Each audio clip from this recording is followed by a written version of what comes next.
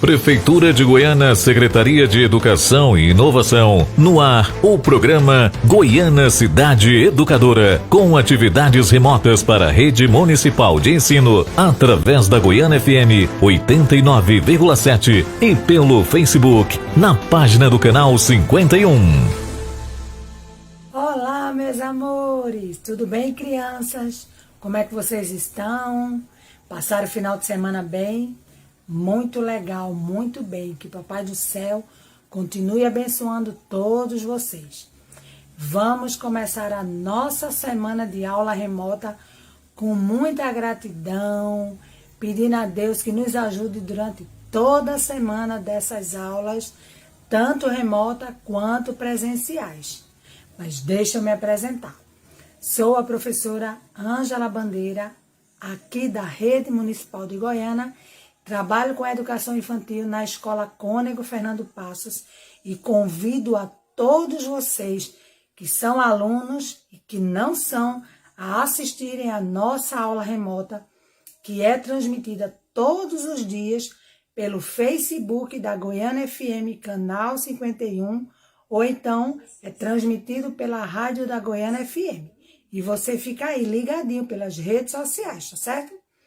Vamos fazer a nossa oração em agradecimento a Deus pelo início da semana, por essas oportunidades, e já já eu volto com nossa aula de hoje, ok? Vamos juntar as nossas mãozinhas, elevar o nosso pensamento a Deus e fazer a oração universal. Vamos lá? Santificado seja o vosso nome, venha a nós o teu reino, seja feita a tua vontade, aqui na terra como é feita no céu.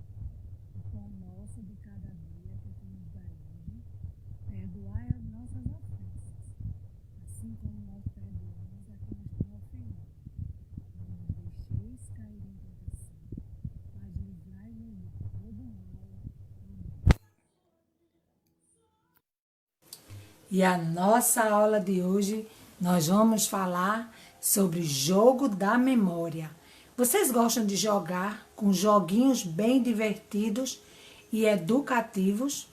Eu amo jogar com a minha netinha e agora também com o meu netinho o jogo da memória. E você sabe o que é jogo da memória?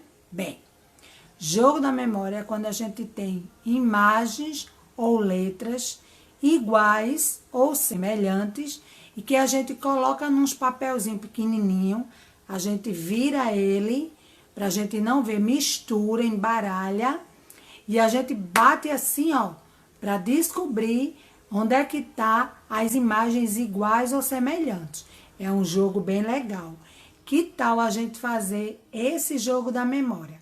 A gente pode fazer com letras, com números ou com imagens. O que é que vocês acham? Você sabe para que serve o jogo da memória? Aquele joguinho que a gente já gosta de brincar, mas a gente não sabe por que brinca? O jogo da memória serve para a gente concentrar nossa mente e trabalhar a percepção visual. Você já percebeu que quando a gente joga, a gente vira a cartinha e vê onde é que está o desenho, depois vai procurar em outro lugar o outro desenho igual ou semelhante a ele? Isso a gente precisa concentrar nossa mente e trabalhar nossa percepção visual, que é para observar e perceber e ver onde é que estão as cartas com as imagens iguais. Para isso precisa de muita concentração e é um jogo bem legal para o nosso desenvolvimento psíquico. Gostaram da dica? Vamos cantar uma musiquinha sobre isso? Olá, vamos brincar de jogo da memória? Eu tenho aqui 6 cartas coloridas. Vamos jogar agora? Vamos embaralhar. Vamos escolher uma cor? E que tal a gente escolher a cor rosa? Queijo! Do que o queijo é feito, minha gente? Do que será? Vamos descobrir? De açúcar? Acho que não. Vamos tentar novamente?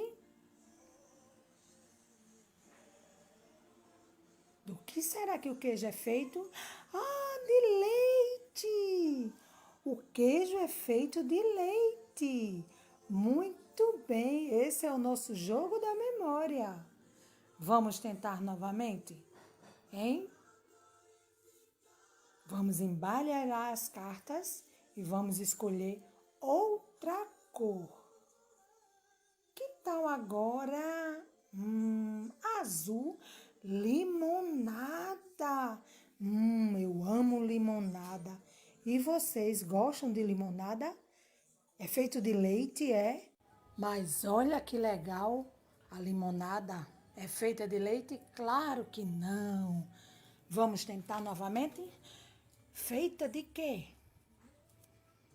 De batata? Também não.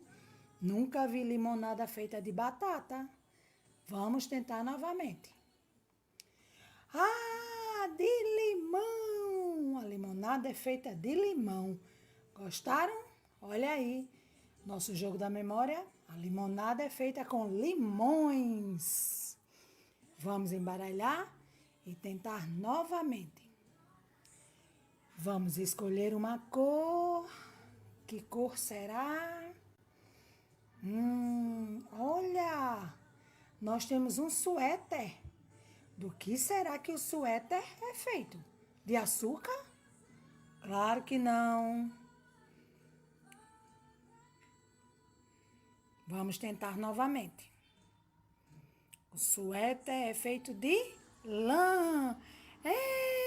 O suéter é feito de lã. Que legal. Olha, que legal. Suéteres são feitos de lã. Oh, meus amores, gostaram da brincadeira? Tchau! Vamos fazer agora um jogo da memória com uma musiquinha. É chamado de jogo da memória, porque a gente tem que memorizar as localizações ou as repetições.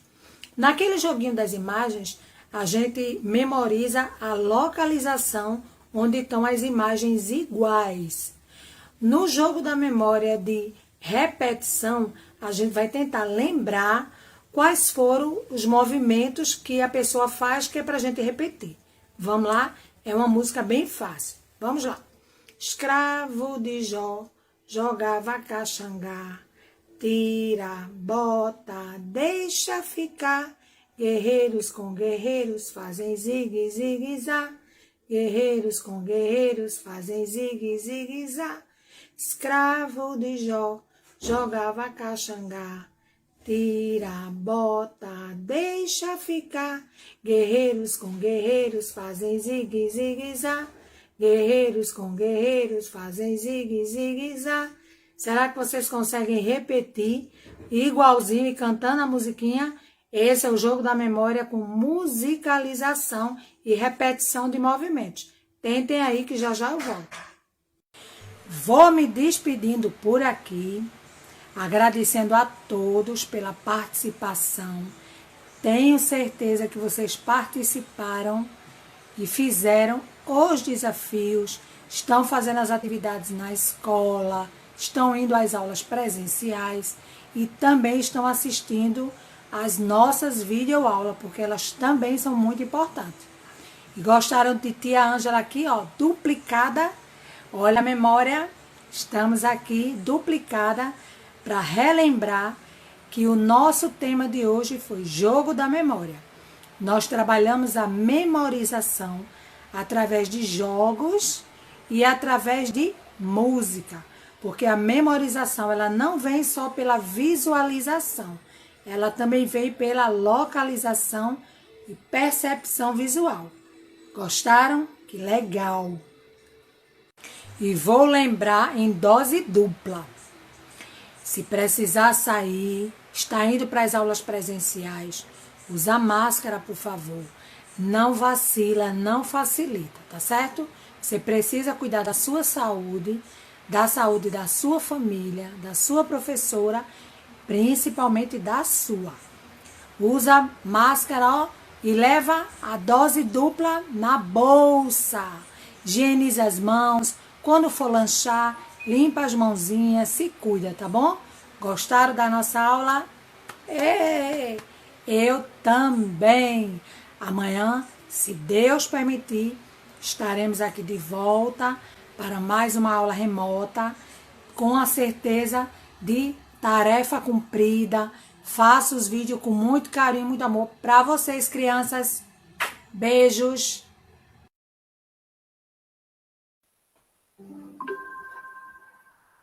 Olá, tudo bem com vocês? Tia Lucinha aqui outra vez. Hoje, a aulinha é para você, aluno do primeiro ano da Rede Municipal de Goiânia. Gostaria de cumprimentar todos os ouvintes da Rádio Goiânia FM e do Facebook do Canal 51. Vamos lá? Vamos estudar? Vocês sabem o que são os sinais de pontuação? E para que eles servem? Vamos descobrir agora, tá? A gente vai estudar um pouquinho sobre os sinais de pontuação. Temos aqui uma imagem para quem está nos vendo e quem está nos ouvindo pela rádio vai escutar a explicação da tia para entender a imagem que a gente está aqui com ela, tá? Dos sinais de pontuação. Nós temos aqui o ponto final, a exclamação, 2 pontos, a interrogação, a vírgula, o travessão e a reticências. Hoje estudaremos sobre alguns desses pontinhos e para que serve. Combinado? Então, afinal, o que são os sinais de pontuação?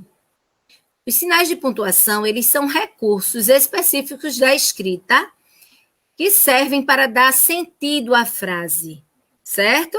Serve para reproduzir as pausas e a entonação da nossa voz, ou seja, a entonação da oralidade. Começaremos o nosso estudo com o ponto final. Vocês sabem para que serve o ponto final? Serve para indicar o fim de uma frase afirmativa ou uma frase negativa. Afirmativa, quando eu estou afirmando. Negativa, quando eu estou negando. Então, todas as vezes que eu afirmo ou nego, eu vou usar o ponto final, certo? Tia trouxe como exemplo, estou muito gripado. Hoje está frio. E se fôssemos transformar essas frases em frases negativas? Eu não estou gripado. Hoje não está frio. Seria negativa, porque estaríamos negando, certo? E a exclamação? Para que serve a exclamação? A exclamação, ela indica admiração, alegria e espanto. Para quem está nos vendo, temos aí o sinal de exclamação, vermelhinho, chamando bem a atenção. Quem está nos ouvindo, é um pauzinho em pé, com um pontinho embaixo. É o sinal de exclamação, o ponto de exclamação, aliás. E nós usamos, como a tia já disse, em admiração, alegria e espanto. As frases que demonstram os nossos sentimentos, muitas vezes nós usamos o sinal de exclamação. Então, exemplo, que susto! Parabéns! Então, a gente aí elogiou e a gente se assustou. Então, a gente usa tanto para elogios como para susto, medo, espanto, o sinal de exclamação. A interrogação indica uma pergunta. Todas as vezes que a gente usa a interrogação é porque a gente está fazendo uma pergunta. Quantos anos você tem? A atividade já está pronta? Onde você mora? Qual o seu nome? Você está bem? Então, todas as vezes que fazemos uma pergunta, usamos a interrogação. E a vírgula? Para que serve a vírgula? Serve para indicar uma pequena pausa na leitura. Gosto de sorvete de morango, chocolate, amendoim e flocos. Então, depois de morango, a gente deu uma pausa, teve uma vírgula. Chocolate, outra pausa, outra vírgula. Amendoim e flocos. Não tem a vírgula porque a gente tem esse elementozinho aí separando o amendoim de flocos, que é o E, que a gente lê I, amendoim e flocos. ponto final. Porque é uma frase afirmativa. E 2 pontos. Quando é que a gente usa 2 pontos? Usado para avisar que um personagem vai falar ou para iniciar uma lista. Quando a gente está fazendo um textinho que existe diálogos entre pessoas, então os 2 pontos é para indicar que um personagem vai falar, avisar que um personagem vai falar. Então, de repente, João teve uma ideia, 2 pontos. Porque João vai falar, certo? Precisamos comprar tinta, pincel e papel. Então, a lista aí do que João precisa comprar. Precisamos comprar 2 pontos. Tinta, pincel e papel. Então, usado para indicar que o personagem vai falar e usado para iniciar uma lista. São as 2 formas que a gente usa os 2 pontos. E o travessão? O travessão indica a fala de alguém, certo? Que alguém está falando. Temos aí o diálogo de 2 pessoas sobre a notinha da escola. Quanto você tirou na prova? O travessãozinho está antes do quanto, ó, porque é uma pergunta num textinho de diálogo, então indicou a fala de alguém. Alguém perguntou, quanto você tirou na prova? E a resposta, tirei 10. Outro travessão, porque é a fala de outra pessoa, certo? E aqui, para a gente exercitar um pouquinho. Indica o fim de uma frase. A estrela brilha no céu. Eu tenho 10 anos. Eu tenho 10 anos é uma afirmação. Se eu dissesse eu não tenho 10 anos, era uma negação, certo?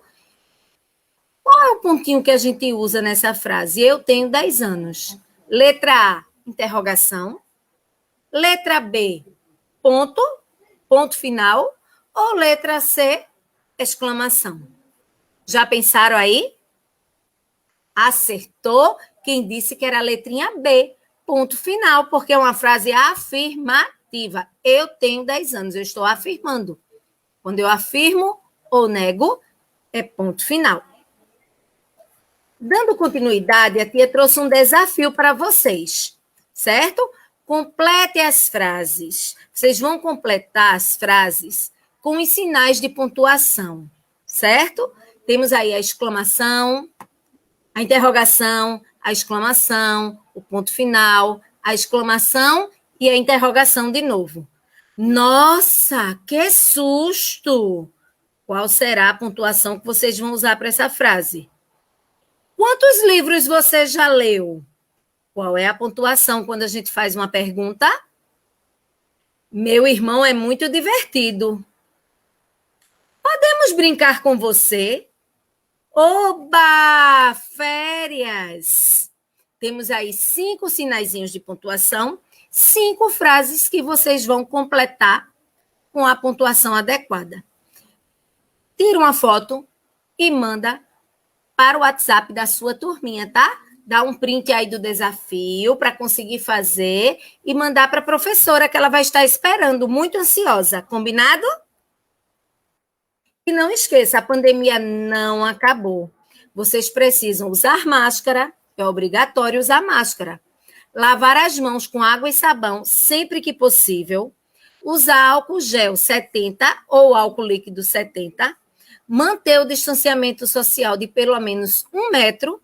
E sempre que puder, fique em casa, se proteja, proteja a sua família. Obrigada pela atenção e um beijo no coração. Até a próxima aula.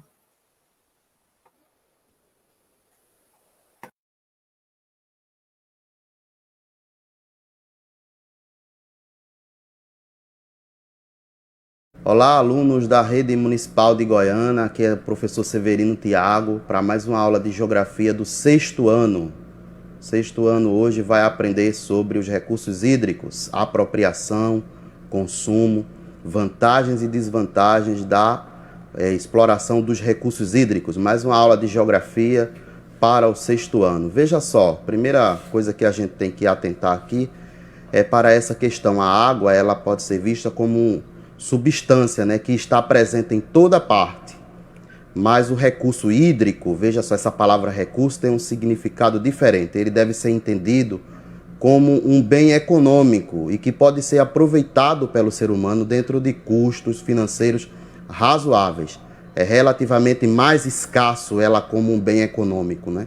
Então você vê água por toda parte, mas ela como um recurso natural, como um bem econômico, ela está escassa devido a um monte de problemas. A água hoje é uma questão geopolítica, inclusive, é uma questão que está nos debates internacionais, porque ela está em escassez, está se acabando, e ela é um recurso indispensável para a humanidade, né? Em todos os sentidos. Vamos avançar que a gente vai conhecer mais sobre isso, sobre esses recursos hídricos, né? Veja só, 97% da água está nos oceanos. Veja essa figura que está aqui nos slides, para quem está vendo pela TV, pelo canal 51, 97% das águas estão nos oceanos. 97%. Apenas 3% das águas disponíveis é potável. Água para consumo humano, que dá para beber, que dá para a gente fazer as atividades do dia a dia da gente, apesar que a gente também utiliza águas oceânicas hoje em dia, né? Até para produzir energia, a energia maremotriz, né? A gente utiliza águas oceânicas hoje em dia. Então, 3% da água do mundo é potável apenas. E desses 3% de água potável, 70% dessa água potável está em condições de difícil acesso, está nas geleiras, nos icebergs, aquele que derrubou o Titanic. Pronto. Aquilo dali é água potável, né? De difícil acesso, né? Que a gente está lá com um aquecimento global, inclusive, derretendo e fazendo com que o volume dos oceanos aumente, dos mares, né? Pelo mundo afora. Então veja só, 70% da água potável que a gente tem disponível no planeta está nas geleiras, está nos icebergs, né? Apenas 29% está na superfície subterrânea, né? Está nos aquíferos. Está 29%, cerca de 30% da água potável está, e a gente tem aquíferos aqui de dar inveja no mundo, né? 2 tanques poderosos debaixo do Brasil que dá para alimentar por centenas de anos a população, né? Dá para socorrer ela de água se fosse necessário.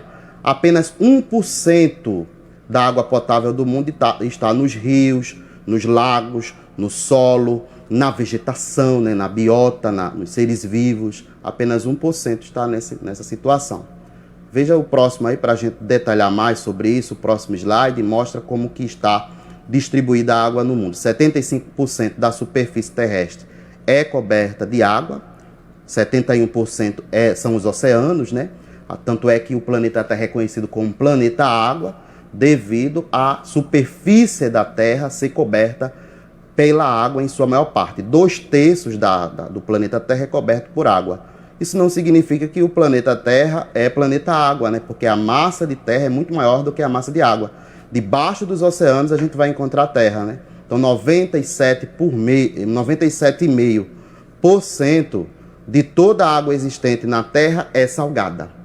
Só 2%, 2,5%, 3%, como a gente viu na figura anterior, é que é água potável, água doce, que 70% está nas calotas polares, nas geleiras, e 30% está nas reservas subterrâneas, nos aquíferos, né? Nos rios, nos lagos, nos pântanos, né? De 1950 para cá, triplicou o consumo de água doce no mundo. Enormemente, devido à produção de alimentos. A agropecuária é a atividade econômica que mais consome água. 7 de cada 10 litros de água potável é consumida pela agricultura moderna, pela agropecuária moderna, pela mineração, pelo extrativismo, entendeu? Pelo agronegócio. O agronegócio consome muita água, 70% da água potável. Vamos voltar a isso mais adiante. Há uma escassez hídrica em 23 países do mundo. Há uma escassez hídrica na África, né? No continente asiático, na América Latina. Apesar da gente ter uma disponibilidade enorme de água aqui, ainda há problemas com acesso à água na região da gente, inclusive. Apesar de termos muita água, a maior bacia hidrográfica do mundo, tem gente que tem dificuldade de acesso à água. Aqui na região da Zona da Mata, temos rios de pequenos cursos, bacias hidrográficas de pequenos cursos, né, dos rios litorâneos. O que é que acontece? que dá para atender nossa população, contudo, boa parte dessa água é consumida pela indústria, pela agroindústria sucroalcooleira, né? Que consome muita água e está deixando as cidades sem água. A cidade de Ferreiros, por exemplo, está sem água por conta do consumo exagerado de água pela irrigação de cana. Observe só essa situação. Existem alguns problemas no mundo relativos à água. Quais são esses problemas? Demanda crescente nos diferentes tipos de utilização, necessidades hídricas da população, industrialização, produção de energia, as atividades agropecuárias. Então isso faz com que haja maior demanda pela água, maior uso de água. Desde 1950 para cá que a gente vai observando essa situação, né? Aumentando essa demanda por água para atender às necessidades da população, que é apenas 8%. A população, em geral, só consome 8% da água potável do mundo. Quem consome boa parte da água potável é a indústria, que consome 22% da água potável, e a agropecuária, que consome 78% da água potável. Tá certo? Então, também é utilizada para produção de energia. A água é um elemento importantíssimo, principalmente para a crise energética que a gente vive hoje. A produção de energia. Nossa matriz elétrica é baseada em hidrelétricas, em energia limpa, né?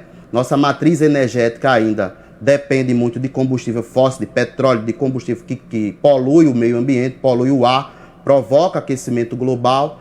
Aí seria uma saída a gente investir mais nessa questão das hidrelétricas, no uso de água para produzir energia, para atender a demanda da indústria, a demanda da população, para a gente não ter apagão e para a gente contribuir, inclusive, para o meio ambiente. A gente precisa de energias alternativas, de energias renováveis, não é? Então veja mais aqui, a erosão dos solos e assoreamento dos cursos d'água é outro problema que enfrenta os recursos hídricos, que está em dificuldade aí, a erosão dos solos, o assoreamento, que é quando o rio recebe areia demais e perde volume de água. Tudo isso é problema. A contaminação dos solos pela agropecuária, né, pelo uso de agrotóxicos, a contaminação inclusive dos aquíferos que existe debaixo da terra por conta do processo de lavagem do solo pelas chuvas, né, que leva o agrotóxico para dentro dos mananciais, para dentro dos aquíferos e contamina esses aquíferos. São os problemas que enfrenta no mundo,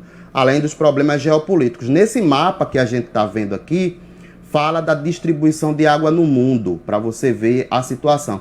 Os lugares mais afetados que a gente está vendo nesse mapa, a gente vê que é parte da Ásia, né? Parte da África, importante da África, sofre com acesso à água. O Oriente Médio sofre com acesso à água. Tem até conflito, né? Conflito lá com Israel, pelo Rio Jordão, com outros países da região, por conta dessa disponibilidade de água que é pouca para muita gente no mundo. Então ali a região que está em amarelo, vermelho, são as regiões mais afetadas pela questão da água, que tem menos água disponível. A América Latina aqui se destaca por ter uma disponibilidade boa de água, né? A América Latina tem a bacia amazônica, que é a maior bacia hidrográfica do mundo, né? A maior bacia que nós temos de água do mundo está aqui na América Latina. Parte aí para o próximo para a gente ver mais sobre a apropriação, consumo dos recursos hídricos, né? No Brasil, por exemplo, a gente possui 12% das reservas hídricas de água doce do planeta. 12% está aqui. É uma quantidade enorme. Somos uma potência hídrica. Por quê? Porque 80% estão na bacia amazônica, para atender apenas 5% da população. Né? A região amazônica abriga uma parcela muito pequena da população por conta da questão do desenvolvimento, né? A região não foi ocupada de uma forma correta, né? Não recebeu incentivos, desenvolvimento de uma forma correta, então é uma região desabitada. Então lá existe um potencial enorme de geração de água, de geração de energia a partir disso. 20% são para atender o restante do país, onde se distribui 95% da população, 20% dessa água. 40% é para atender a demanda nacional, é feito a partir da perfuração de poços. Por ano, a gente tem aqui uma estimativa de 10 mil poços que são perfurados por ano para atender 40% da demanda nacional, ou seja, água do subsolo. A água que a gente tem debaixo da terra atende quase metade da demanda nacional por água aqui no solo brasileiro, né? Então, pode passar para o próximo, para a gente ver como que a gente é uma potência nessa situação. Aqui um gráfico bem interessante mostrando que nós temos a maior quantidade de água disponível do mundo, né? Assim, falando o Brasil sozinho, né, em relação aos países. A África tem 15%, a Europa também tem 15%, a Oceania só tem 10% da água disponível. Agora a América, por conta da bacia amazônica, tem boa quantidade de água disponível, mais de 30%, quase 40% da água disponível. E o Brasil sozinho detém mais de 12% da água doce do mundo. A utilização dessa água, ela também está aí representada nesse gráfico.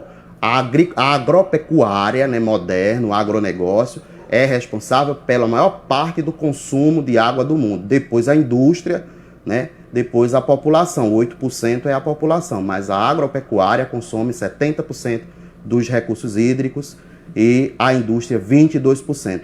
Pode passar para o próximo para a gente ver mais sobre isso, sobre o uso, né, dos recursos hídricos, as vantagens, as desvantagens, né? Os principais problemas aqui no Brasil. Existe uma mentalidade de consumo hídrico aqui no Brasil que considera nossos recursos inesgotáveis. A gente já sabe hoje que água é um recurso natural renovável, mas não é inesgotável, tá certo? Tá aí o problema do aquecimento global, do desmatamento, ofendendo, trazendo risco, ameaçando a nossa segurança hídrica, né? Fazendo com que falte água, porque se você desmata, se você retira a vegetação nativa, se você retira a vegetação ciliar, a mata que acompanha os cursos dos rios, você vai acabar diminuindo o volume de água, né? Além do processo de contaminação, das outras ameaças que existem. Existe muito desmatamento das cabeceiras e das margens do rio, que é quem sustenta as fontes, né? Existe muito assoreamento e erosão por conta da exploração da areia também. Existe 50% da população brasileira não tem suas casas ligadas à rede de esgoto, né? O tratamento de água é muito precário ainda no Brasil. 90% dos esgotos são despejados sem nenhum tratamento nos rios, causando grande impacto. Veja outro problema grande daqui. 50% das águas nas grandes cidades são desperdiçadas, tanto pelo uso perdulário como em vazamentos, né? O pessoal utiliza água à vontade, sem discriminação, sem consciência. Então, metade dessa água é desperdiçada e há uma escassez nas grandes metrópoles. São Paulo, que o povo antigamente pensava que não ia sofrer com isso, sofre isso, né? Belo Horizonte, Rio de Janeiro, Recife, por conta de que a urbanização foi comendo os manguezais, foi entupindo os rios, né? Foi assoreando os rios, contaminando os rios, né? Então, isso tudo hoje traz as consequências para a gente. Passa aí para o próximo, para a gente encerrar aqui a nossa aula sobre os recursos hídricos. Aqui, o uso dos recursos hídricos. A gente tem um uso em função das qualidades que a água propicia, né? Então, ela vai propiciando múltiplos usos que se classificam de dois tipos, consultivos e não consultivos. Os usos consultivos é quando há perdas entre o que é retirado e o que retorna ao curso natural. Então, é o abastecimento humano e animal, a irrigação, o abastecimento industrial é um uso consultivo. Na próxima tela, você vai ver o uso, o outro tipo de uso, o uso não consultivo. Veja aí.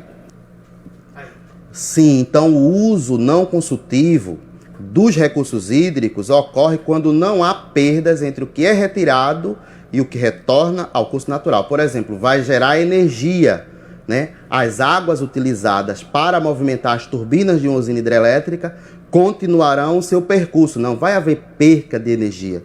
A navegação utiliza as águas, não há perca de energia, né? Pesca, você retira os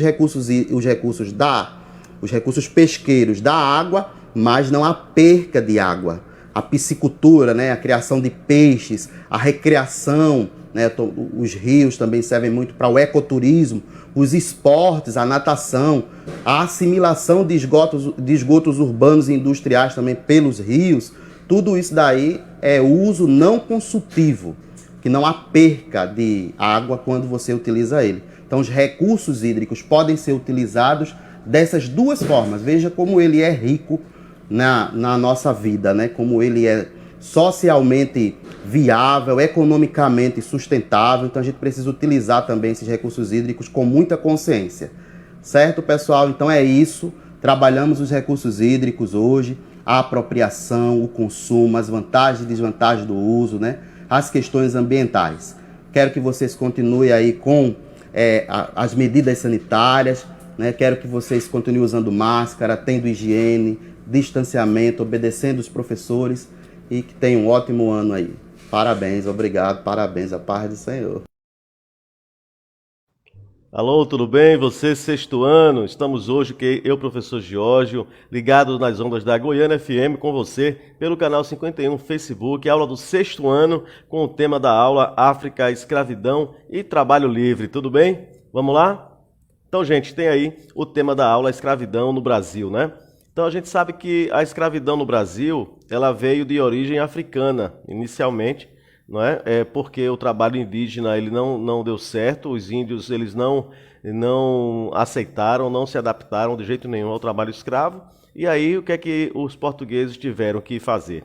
Trazer os africanos que já eram escravizados, né, por portugueses, já desde o século XV, né, 1415, 1420, quando da ocupação africana pelos portugueses ali na costa africana. Então a escravidão africana no Brasil se estabeleceu na década de 1560, olha só o tempo, por meio do tráfico negreiro, né? Que é aquele tráfico que a gente já conhece, onde algumas tribos africanas elas acabavam lutando entre si e os prisioneiros de guerra eram vendidos ou negociados por produtos com os portugueses. Então, os próprios chefes das tribos inimigas, os chamados sobas, tá? Então aqui os escravizados africanos eles encontraram uma rotina muito pesada, uma rotina de violência física, violência moral, né? E muitos maus tratos, né? Então era a forma que os portugueses ou os pernambucanos já brasileiros, né, de certa forma, eu digo pernambucanos porque foi onde os engenhos de cana-de-açúcar mais prosperaram no início da colônia. Então a gente tem aí uma foto, né, de alguns escravizados já sendo transportados, acorrentados e trazidos para os navios chamados tumbeiros. Nós temos, os primeiros registros apontam que os primeiros africanos escravizados chegaram no Brasil na década de 1560, né, como eu tinha falado anteriormente. Então a escravidão africana no Brasil foi uma prática que se estendeu por mais de 3 séculos, né? Portanto, de 1500 até 1889, que é a data, 1888, que é a data da Lei Áurea, né? 13 de maio, tá? Assinada pela Princesa Isabel.